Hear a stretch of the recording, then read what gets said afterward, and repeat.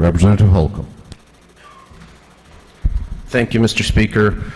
This House has a very strong and great tradition of taking time to pause and remember our service members, and it is appropriate for us to do so today. Today is March 19th, and 9 years ago, on March 19th, the war in Iraq began.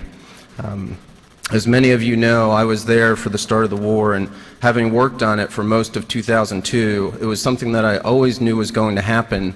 I just didn't know when. And when it finally started, it was somewhat surreal.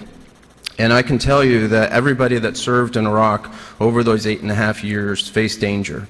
Within the first 24 hours of the war, I knew what Winston Churchill meant when he said that there's nothing as exhilarating as being shot at and missed.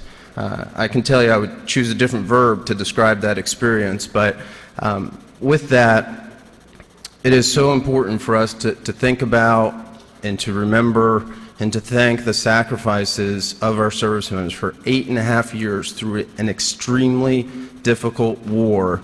They gutted it out day in and day out. And today, in honor of that, the President has declared today a National Day of Honor, which I think is appropriate and fitting.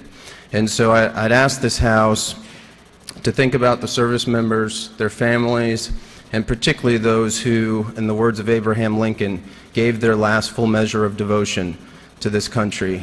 Many of them were Georgians. So if we can take a moment to remember them, I ask you to rise.